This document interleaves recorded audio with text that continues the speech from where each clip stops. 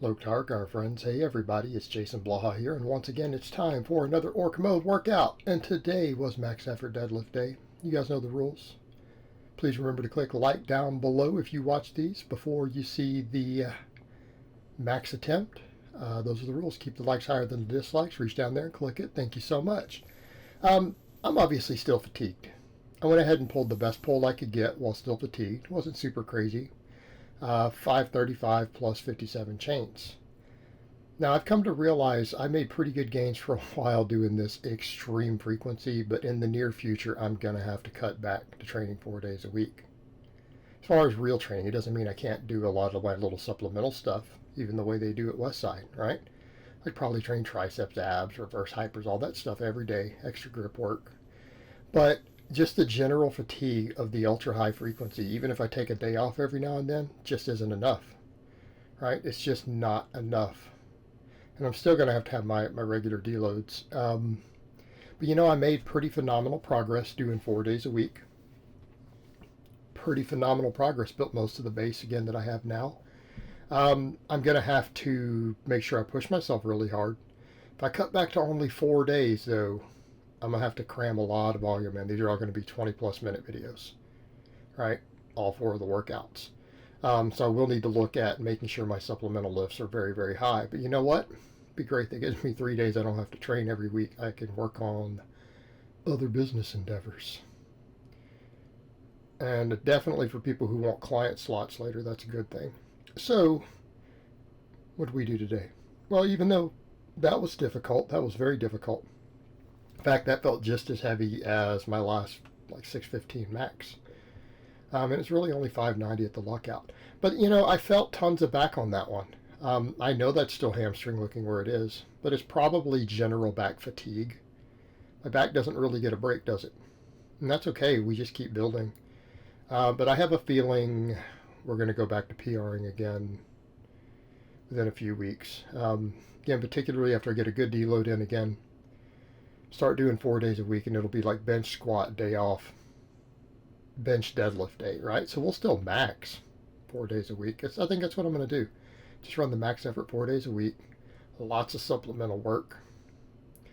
Do the things that I can recover from on the off days to keep my energy output high. Work on weaker links. But with these today, this was technically a PR. These were they were challenging though to get 20 with this because I bumped it up just a hair again. Micro loaded up. Get the 20 rep sets as heavy as I can get them. Sometimes my first couple reps I don't get as deep. I got to kind of get into the swing of things.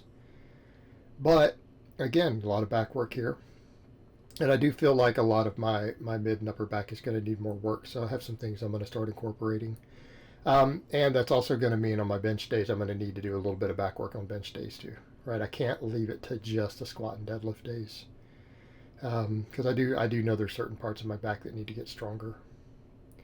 They need to get stronger if we're going to keep that deadlift and squat going. But at least, again, we kind of know what I need to focus on. Right? Maybe one day later down the road, I'll dedicate one of those bench days to overhead pressing again. But for now, it's going to have to be bench-specific stuff. It's going to have to be. But 5 sets of 20 on these. The good news is, though, now that I'm able to do the glute ham raises somewhat fresh, this still fatigued them. Without having to play with the settings, I was quite a bit stronger. I got more reps on bodyweight stuff than I thought I would. I got 3 sets of 9 and then a set of 8. Now, that's going to need to come up. And that's what I also need to accept. Even though I feel like biomechanically the hamstrings are the weak link on my deadlift, I just feel so much mid-back. So what's going to be our solution there? Well, I'm going to stop pulling against chains because I always snap my lockouts, right? People have noted that before. When I pulled 595 plus chains, I hit that sticking point at the knee, and as soon as I got past it, I just snapped it up. Okay, it's not my weak point. I've got to get faster off the floor. We really have to test that. And so what I think I'm going to do, all my next phases of max deadlifts, they're going to be varying heights of deficit, right? I'm sure I can come up with 3 different deficit heights. 1, 2, 3 inch deficits. Max on deficit pulls. And that's really going to tell me a lot about where I'm at with all that. Right? That's really going to be valuable. Because again, if we're slow off the floor and it turns out to be hamstring, we're really going to see it. It's going to come out really, really bad. So I need to have these testers to make sure of all this. And in the meantime, even though I feel like my back is a strong point, when I watch the lifts, it looks like a strong point. It's just that I feel so much of that mid back. Feel so much of it. I'm going to need to continue to really, really, really focus on it, just in case. I mean, that's the way that we have to look at weak point training, isn't it? We don't just say, aha, this is absolutely it. We look at all possibilities and we accept the possibility that there could be two different potential weak points, and you train the hell out of both of them. Because we have to remember, what if we're dealing with something that's compensatory strength? And this is something I think that people miss when they're discussing weak point training for advanced lifters. Okay? So if it turns out that my back is compensating for weak hamstrings and I continue to build the hamstrings up,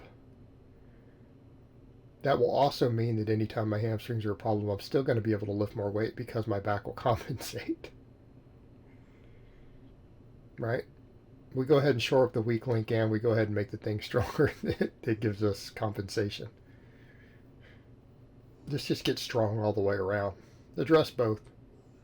And that way, if it turns out I'm wrong, and it really was a weak back, not just the back compensating, at least in those areas, if it turns out that's the case, you get stronger anyways. Get stronger anyways. Now, of course, as many people have said, it's probably fatigue. But as I've said, we don't let fatigue be our excuse. Yeah, it can be fatigue. Yes, we might lift less because of fatigue. Let's put it a different way. We will lift less because of fatigue. Okay? That's not in question. Do you use that to say, well, I'm just going to ignore my weak points because I'm just fatigued? That's my excuse? No. Train those weak points. Because you know what? Maybe those weak points have a work capacity problem. Maybe if you build up their work capacity, they won't be as impacted by fatigue. So we train. We train it. But I can tell that this training style is starting to mount when I actually look at the idea of going, oh man, real training only 4 days a week and just doing all my other stuff in between. And part of me goes, I don't even know what I'll do at the time. It's like, probably take on more clients. So I've already set all open slots up next month. I'm pretty well stacked for this month. I can't take anybody on, by the way. I have a video coming out for that tomorrow. Next month I'll be able to take more. And if I'm only training 4 days a week, I don't necessarily have to cap my total out as much. So that's fine. But when I look at that, I also look forward to it and going, man, days off from training. We know we're at that point. Like I am seeing physical signs of overreaching. Right? I'm seeing physical signs of overreaching. It's harder to sleep. Like I try to sleep 10 hours a night, and a lot of times I wake up at 4 a.m. This morning I woke up at 2 and I could not go back to sleep.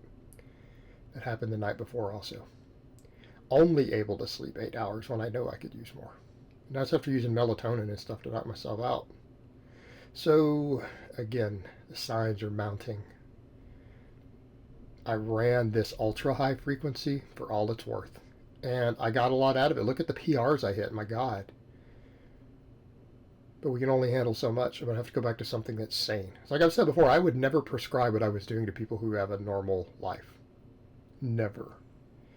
But the beauty of it is I can still do training on the off days. It's not like I'm going to lay around. We might do at least 100 reps of reverse hypers, band press downs for my triceps, all that stuff. My triceps need to come up still. But these glute ham raises, let's talk about these. Let's talk about glute ham raises. All right, as we see now I have the device to where I'm getting the full movement of the hamstring. For anyone not realizing it, yes, I am totally flexing the knee. So my knee is totally straight at the bottom. I'm coming all the way down until my hamstring is pulled so that my leg is locked and then coming up. Now, these are reasonable for now. I'm going to build my strength on them with body weight. But once I hook a band on there, look at how that's going to work. Look at the easy part, right when you get to the top. My hamstrings are going to have to pull and lock that band at the top when I hook bands on later. That's going to be tough. but that's going to build some beastly hamstrings. But I think looking at these lifts, honestly, I think my hamstrings still are the weak link. Because look at the strength level here, and I compare it again with a friend of mine. He can't row what I row with the axle bar strict. Nowhere near. He can destroy me on these. He can do these on the hardest setting against bands for sets of like 15. We deadlift the same. So he's pointed that out to me because he watches these videos too. He's like, we're totally reversed. He's like, your back is way stronger than mine. My hamstring is stronger than yours. We pull the same weight. We have different sticking points. So I'll buy it. And I agree with that. That's been my assessment. But this is going to be what we do for the hammies. I mean, obviously the good mornings. But every deadlift day, this is going to be done. And I need to build up to the 5 sets. And I need to get as strong as possible at these.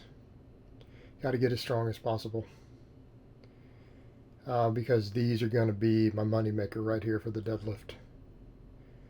All right, we'll keep working all the back stuff just in case, but I think this is really what's going to make or break me. The good mornings are going to help, obviously. They're a big part of it.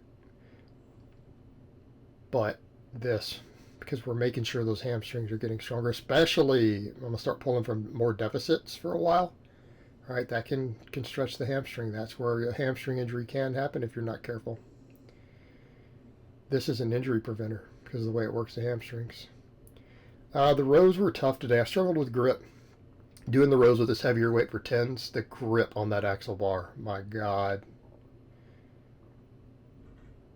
And I'm having to pretty much reset almost every rep because of the grip. Like a lot of them I can do about 5 or 6 in a row, and then I've got to re-grip and I can only pull 2 reps. And so this is hard, and again, it's just that grip against that axle bar. It just beat me up. But I felt it though. Not only the grip, but obviously my back. Right? My back felt a lot more. Now, obviously, I do need to do more for my back because there is that concern. Is my grip limiting this so much that back is becoming an issue? Maybe. Maybe. It is always something to think about. So we're going to do some back work that's not going to be dependent on a lot of this. So I think I've got a way of setting up my bench and doing like a shallow incline chest supported row using my chains in those handles, right? I could do chain rows, chest supported chain rows at an incline too, so then we'll get some of that upper back and traps and stuff, right? I think that'll be a good thing to implement on my bench day because I like these on the squat and deadlift day. Why? Because my posterior chain is shot and it forces me to contract it isometrically.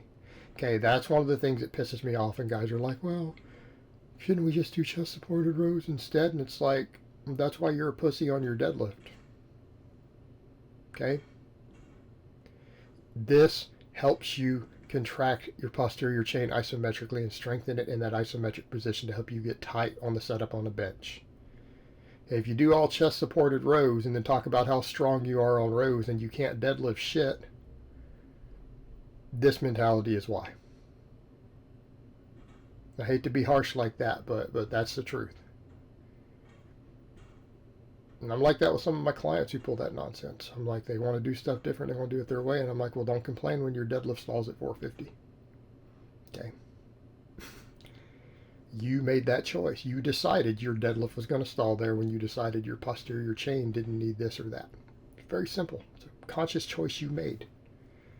So it's the same with these rows. You need that isometric training. You need it. Now, if you need more back work, fine. You can do some chest supported stuff, but you don't skip your strict rows. You don't skip them. They need to be done. In my case, I need to do ones with axle bars, so I'm going to have to come up with, again, another back exercise. That's fine. Keep my back growing. I need to keep it growing in the right places. I mean, that affects your bench. It affects your deadlift. Right? Keep building that back. And then I tried some incline curls.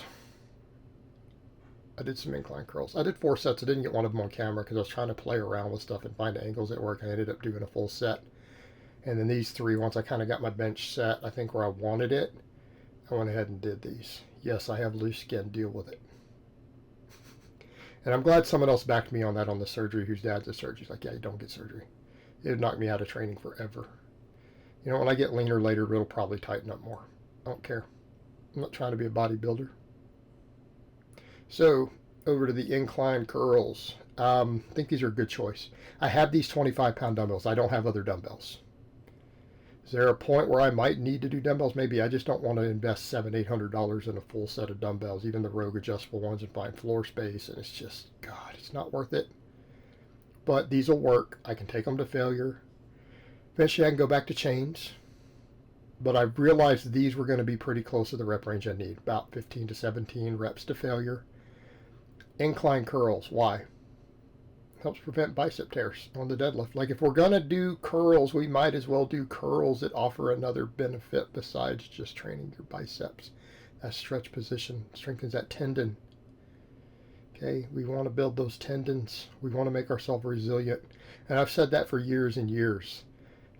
These are one of the curls you can do to help with that. Like, if you guys just really want to throw some sort of curl in, and you're at a gym with dumbbells, so try incline curls. Try incline curls. Again, puts it in that stretch position.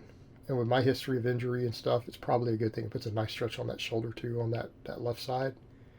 It actually felt kind of good there. So I need to keep doing these. It'd be good to keep in instead of the standing ones. But good workout. Happy with all the accessory work. Slowly trying to get that deadlift back up. I think as the fatigue subsides, it'll bounce back up. So I hope it has been informative, and I will talk to you guys next time.